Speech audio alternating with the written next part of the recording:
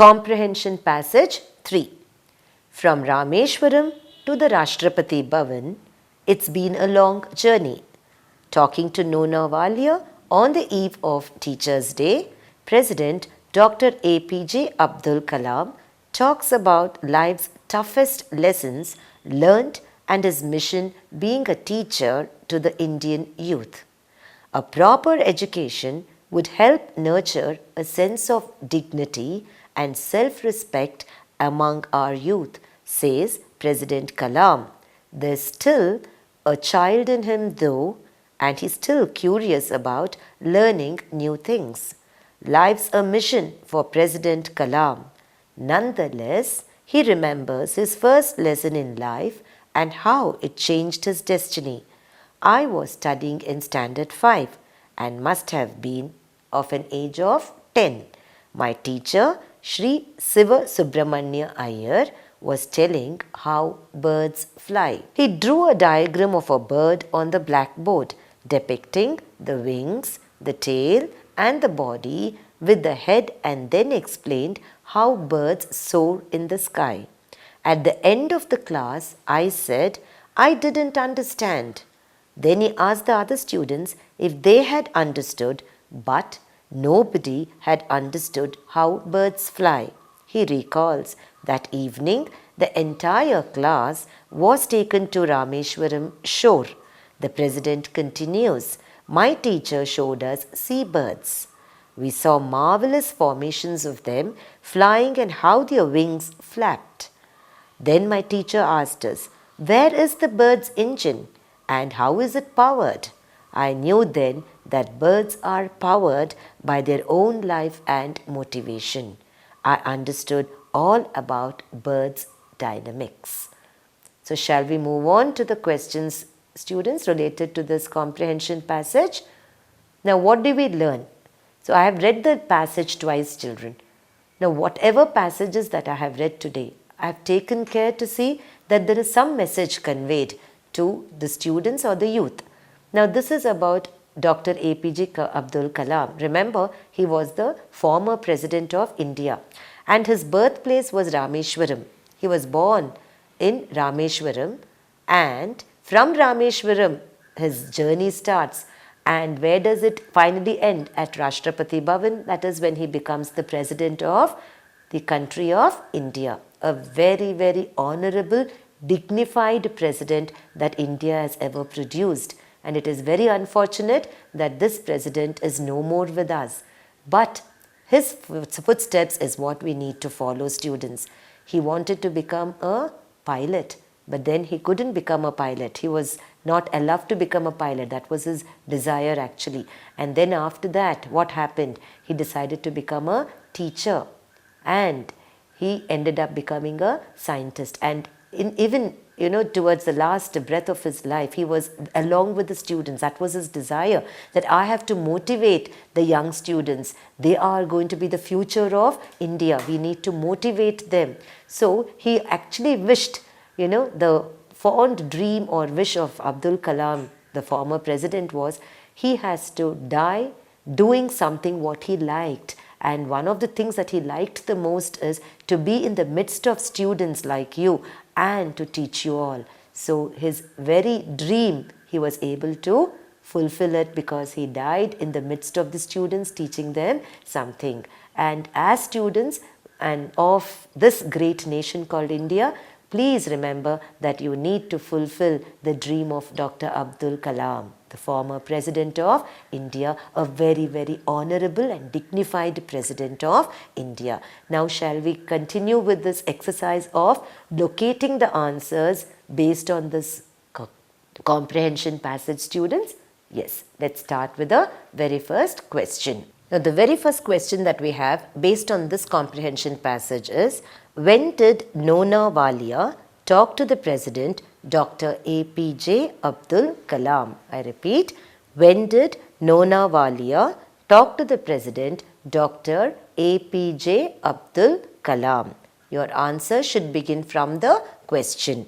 So in the very beginning of the comprehension passage itself, it says that this person called Nona Walia spoke to Dr. Abdul Kalam on the eve of Teachers' Day.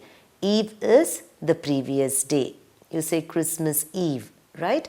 The day before Christmas. So on the eve of Teachers' Day is one day prior to Teachers' Day. When do we observe Teachers' Day, students? You're all students. You should know when it is observed, right? It is observed on 5th of every September, right?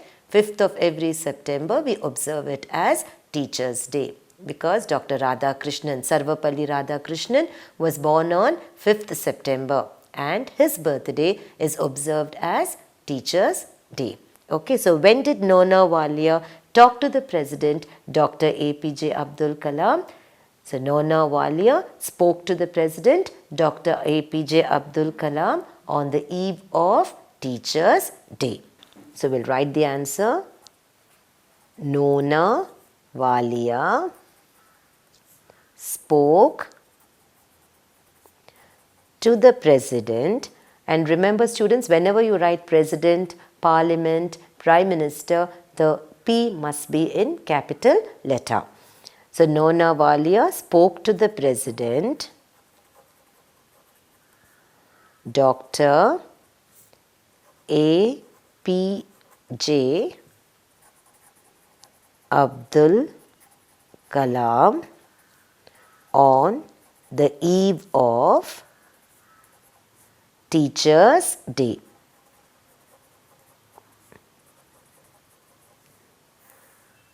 On the eve of Teachers' Day. Let's put an apostrophe mark. Okay, so Nona Walia spoke to the President, Dr. APJ Abdul Kalam on the eve of Teachers' Day.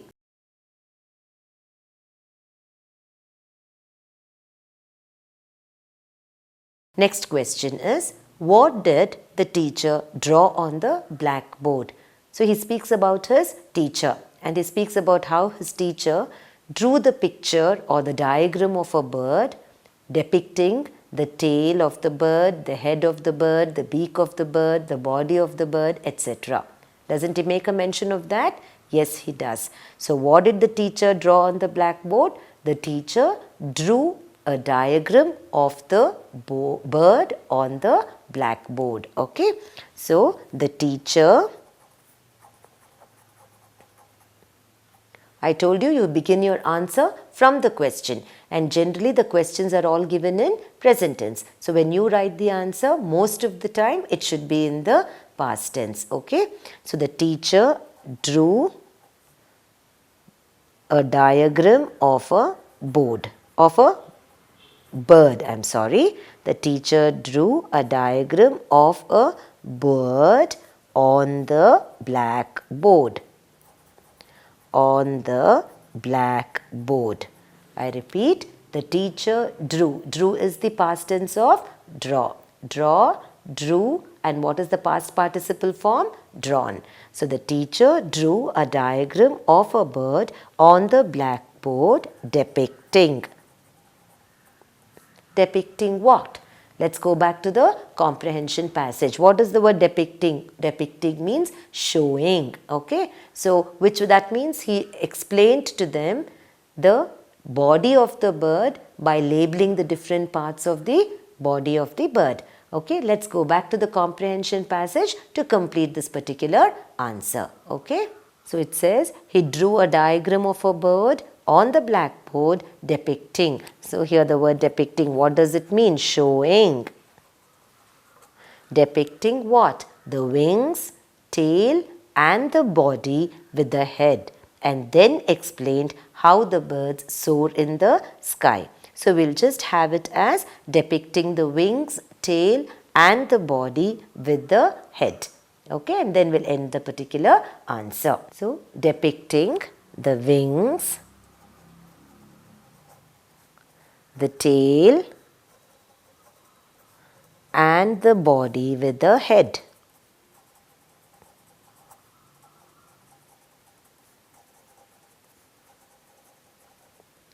So we have completed writing 2 answers based on this passage. Let's move on to the third question. What did Dr. APJ Abdul Kalam learn when the entire class was taken to the Rameshwaram shore. Now go back to the comprehension passage, students. He tells us, he recalls how his teacher drew the diagram of a bird, right? With the wings, the tail, the body and the head, and started explaining to the students the mechanism with which the bird flaps its wings and soars high up into the sky. But Abdul Kalam stood up and told his teacher, "Sir, I have not been able to understand how the bird soars high up in the class." Then what did the teacher do? The teacher asked the rest of the students, "Did you all understand?" And all of them said they did not understand the mechanism by which the bird flaps its wings and soars high up into the sky. So what did the teacher do? Took the entire class of students to the Rameshwaram beach, and there he showed them all the seabirds over there, right? And the children saw the different formations of the birds when they were flying high up in the sky. And then what did Dr. Abdul Kalam learn? He understood that the birds were motivated, self-motivated, self-inspired to fly high up in the air. So he learnt one important lesson.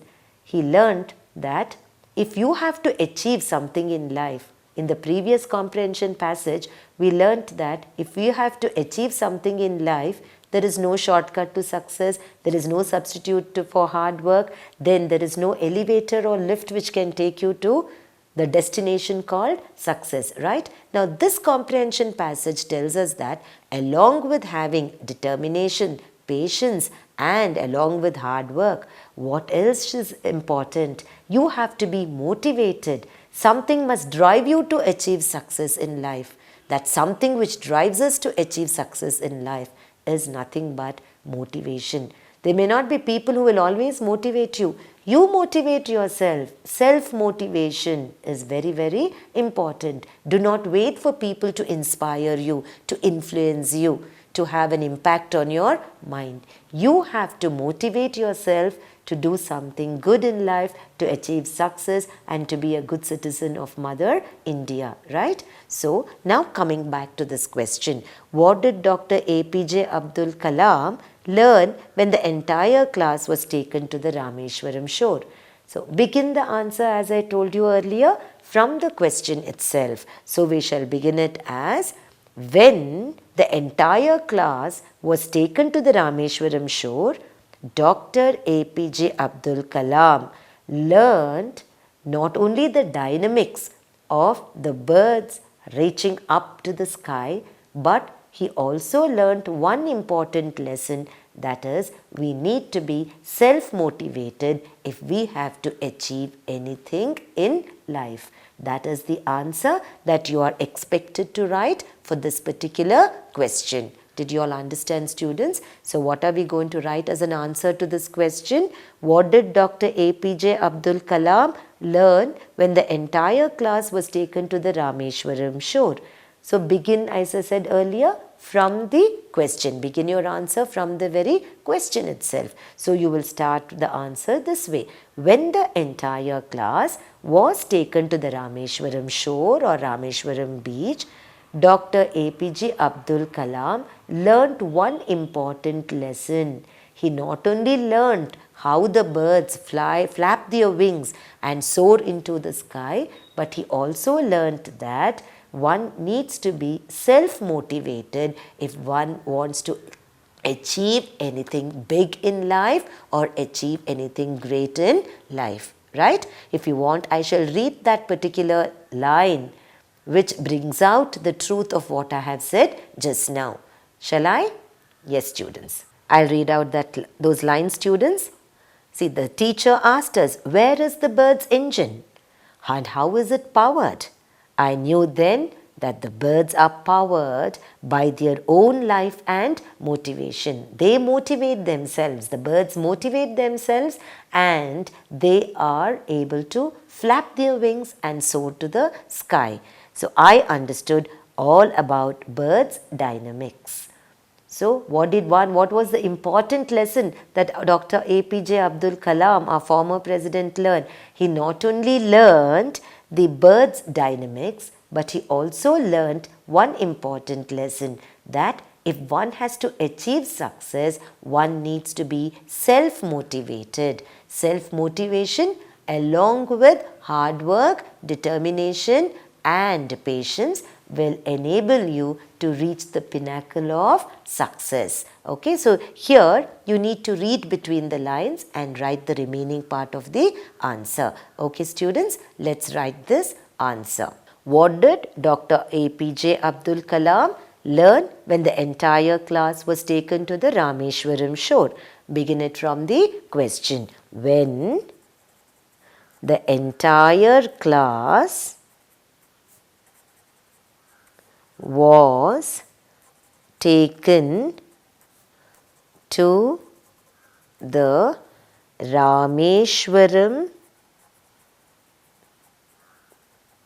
Remember students, Rameshwaram is the birthplace of Dr. APJ Abdul Kalam. So his journey starts from his birthplace and then it goes right up to Rashtrapati Bhavan. That's when he has become the President of India. So when the entire class was taken to the Rameshwaram shore, comma, Dr. APJ Abdul Kalam, ABDUL, okay, Abdul Kalam. I repeat, when the entire class was taken to the Rameshwaram shore, Dr. APJ Abdul Kalam learnt not only the birds' dynamics but also that one needs to be self-motivated to achieve anything in life. I repeat the answer students. When the entire class was taken to the Rameshwaram shore, comma, Dr. APJ Abdul. See the spelling ABDUL, okay?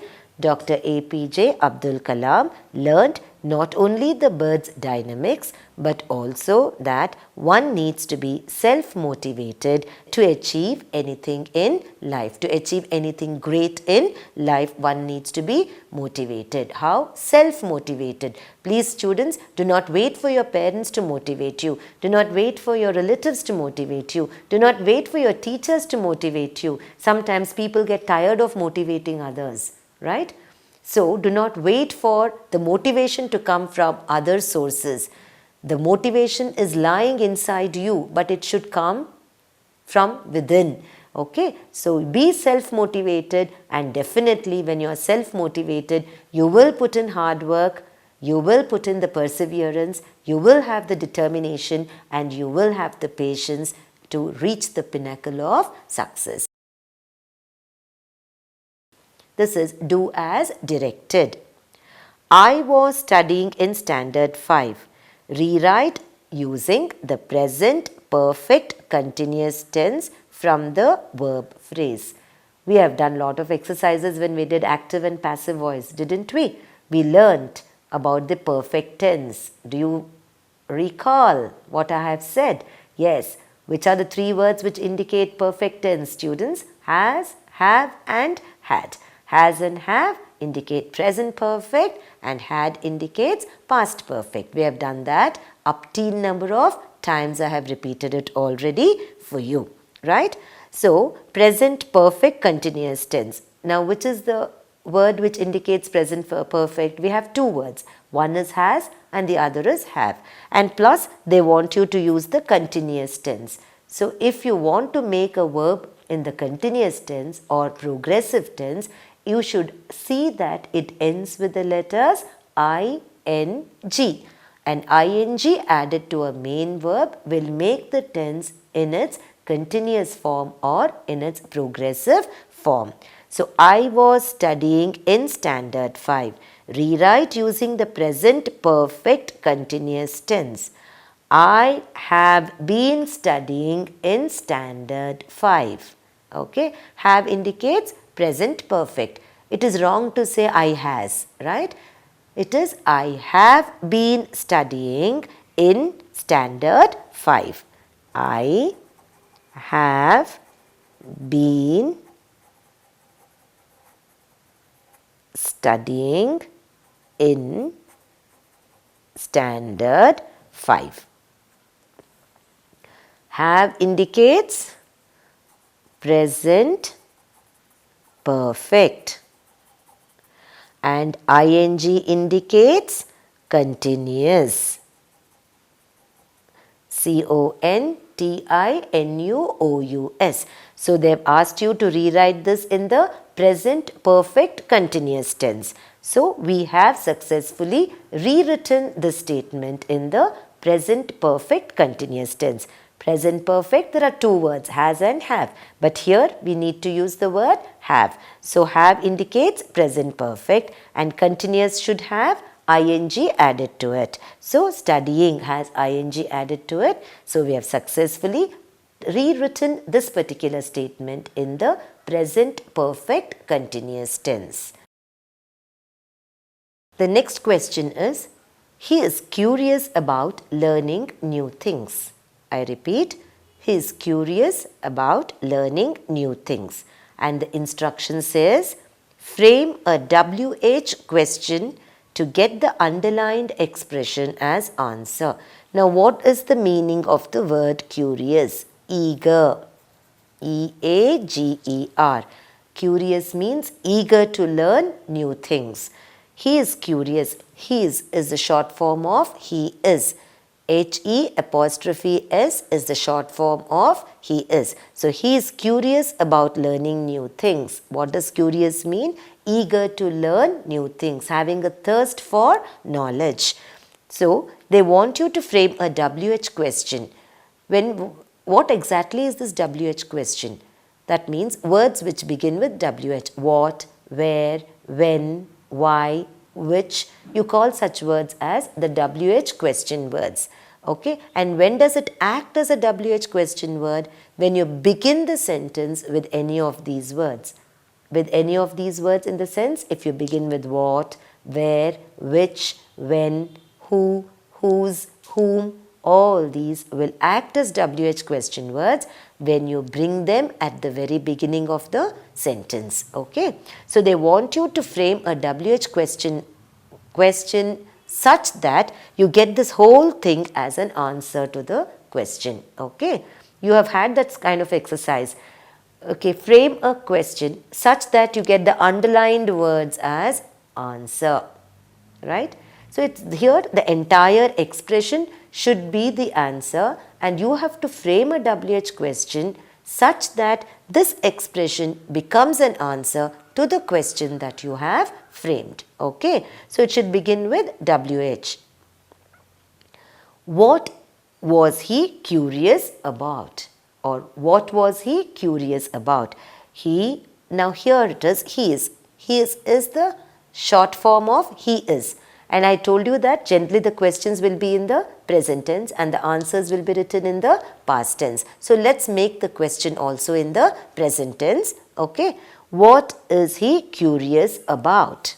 What is he curious about? Question mark. He is curious about learning new things. So, WH question is already here, WH question word, and the whole thing is an interrogative sentence and the question is such that you get the answer as he is curious about learning new things. Okay, next we go to the fifth one.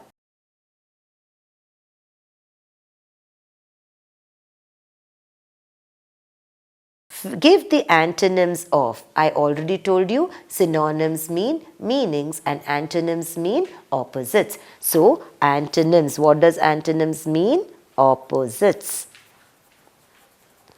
So they want you to give the opposite of the word remembers and opposite of the word toughest. Now both these words appear in the comprehension passage which I read now. Give the antonyms. What is the opposite of antonym? Synonym. What does synonym mean? Meanings. What does antonym mean? Opposites. So what is the antonym of remembers? The opposite of remembers. So the antonym of remembers is forgets. Forgets. Forget and remember are opposite in meaning. So the antonym of remembers is forgets. Then toughest. What is the antonym of the word toughest? Toughest is easiest. Okay. So the antonym of toughest would be easiest.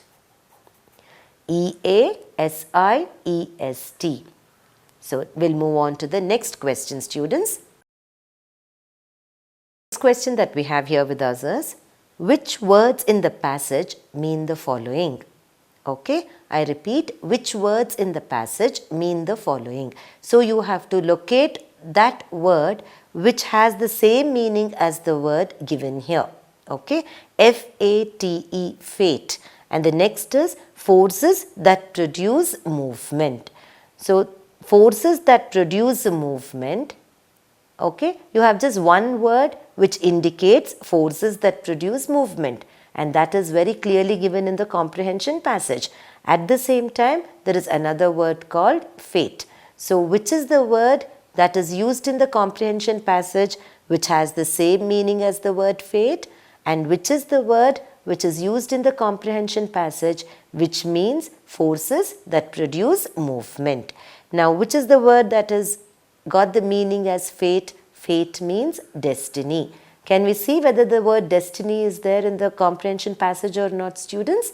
Okay, let us go back to the comprehension passage and locate the word destiny which has the meaning of the word fate. Alright? So the word destiny, see, there is the word called destiny here. Destiny means fate. In Kannada you would call it as Hane Baraha. In Hindi you would call it as Naseeb, right? So the word fate means destiny, and destiny is the word that is used in the comprehension passage which means fate, right?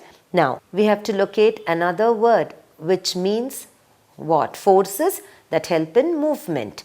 So that word is dynamics. The word is dynamics. So the first answer is destiny and the second answer is dynamics. Shall we write that out? So which words in the passage mean the following? For fate, what is the word, students? It is destiny. And forces that produce movement, it is dynamics. D-Y-N-A-M-I-C-S. So now we move on to the very last question based on this comprehension passage. What inspiration do you gain after reading about Dr. Kalam's experiences as a student? Now, this is one question where you don't find the answer anywhere in your comprehension passage, because this is how you have read the passage, what is your understanding of the passage, and what you feel is your inspiration that you get after reading the passage relating to the experiences of Dr. APJ Abdul Kalam. So nowhere are you going to get the answer in your comprehension passage. Based on the comprehension passage that you have read and based on whatever answers that you have written for the various questions, based on your own understanding, your own experiences, you are going to attempt the answer of this particular question. So what inspiration do you gain after reading about Dr. Abdul Kalam's experiences as a student? So as a student, how he was. So what is the kind of inspiration? So the kind of inspiration that you get is you also should be as curious about learning new things, just as how Dr. Abdul Kalam was, right? Abdul Kalam had that thirst for knowledge, and each time he acquired some knowledge, then he would want to know something else. He was a scientist, right? And he spent, as I told you earlier, that he spent his last breath of his life in the midst of the students and teaching them something, right? How many of us are going to be lucky enough to die the way we want? He was such a diplomatic person, such a dignified person, such a president I doubt whether we will ever get again in our country. Okay? So, such a person, he was lucky enough, blessed to die the way he died, in the midst of the students, teaching the students. Okay, so what inspiration do you gain after reading about Dr. Abdul Kalam's experiences as a student? So since it is your experience, you can write it as I.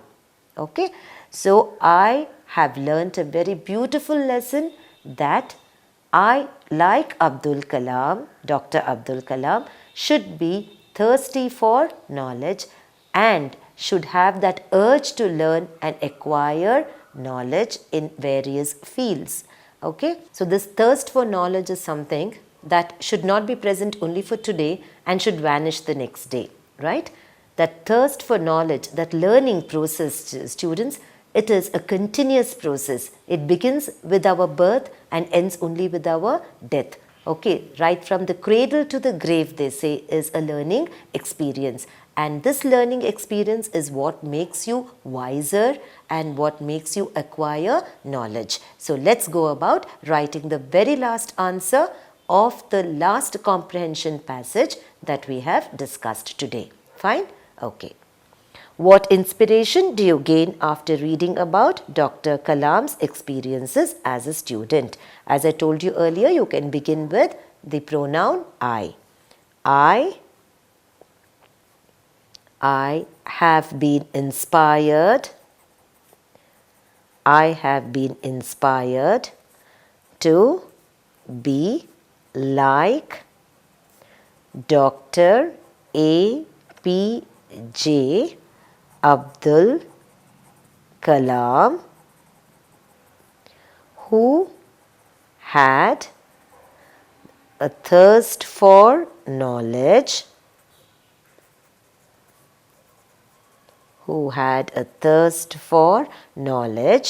and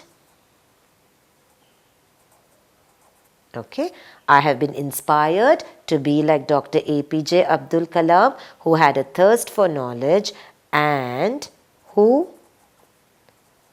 was ever curious to acquire knowledge in various. So I have been inspired to be like Dr. APJ Abdul Kalam, who had a thirst for knowledge and who was ever curious to acquire knowledge. So with these words, we can end this particular answer. Thank you, students.